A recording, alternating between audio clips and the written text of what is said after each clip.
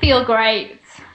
Yeah, lose weight, feel great. So go join MyRx for Living, and there's no charge for joining. And look for this seminar that's coming up in September at MyRx for Living. So, Sara, you have a 6-step reframe for weight loss, and I was reading about that, and I found that to be very fascinating. Would you tell us a little bit about that?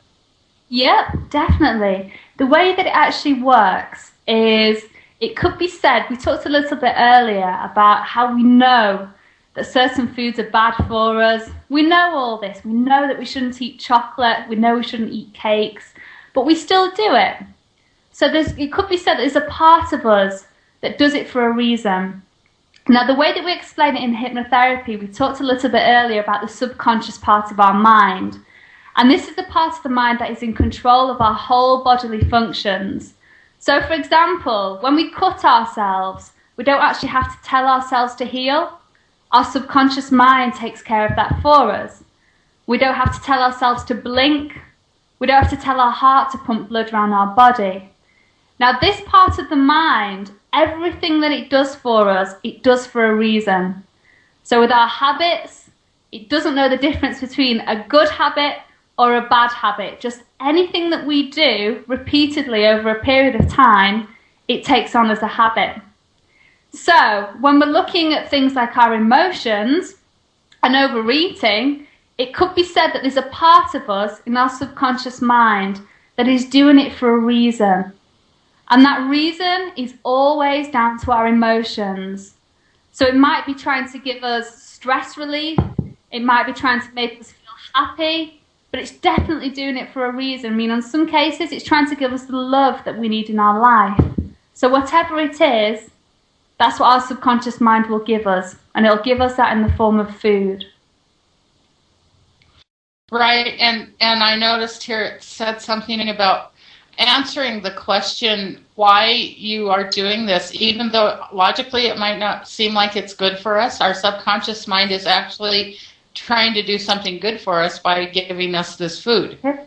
It is. Otherwise, if we were to, it's the same with smoking as well, and any habit that we have, we know it's bad for us. I mean, gosh, we know that it can even kill us. That's how bad it is. We know that if we continue to overeat or we continue to smoke, that it has massive effects on our health, but we still do it. So the reason, the underlying reason has to be bigger to outweigh all those causes of actually death or illness. And the reason is always emotional. So giving us that love has a stronger meaning to us than those other causes, those other effects on the body. And that's what the subconscious mind is trying to do. It's trying to help you feel better. And we need to understand that we cannot feed an emotion with food. So using this 6-step reframe, it's a really, really powerful technique, and it will really help people to uncover the reasons why we do what we do. So what emotion is it that we're trying to feed?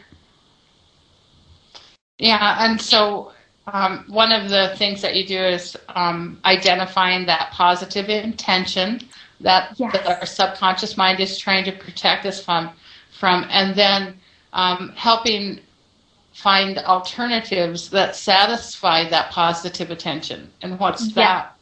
Yes. Okay, well, to give you an example, a lady that I worked with last week, when we did this technique with her, and we took her back using hypnosis to find out what the positive intention was, and it turned out that she didn't have a good relationship with her dad, and the positive intention, she was trying to get love. So when she was younger, she said she used to sit on the settee with her dad, and they used to share some crisps and some ice cream, and it was kind of a bonding session for them. And she said she remembers those memories really fondly, but it always used to involve food. So she was given a treat, and she's associated getting that love from her dad with food. And now she's no longer really in contact with her dad that much, so whenever she needs to feel that love that she's not getting from him, she eats the food that they used to eat together. So she's made that connection. And then what she needs to do, instead of using the food to get the love, she said that she needs to get in touch with her dad again and build her relationship up with him. Right. So it gives you a full plan and for uncovering these things. And this is all done with hypnotherapy, correct?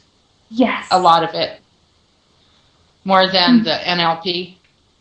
Yes, NLP is done more on a conscious level. We can do the hypnotherapy, and you can go into a nice light trance state and actually access your subconscious mind.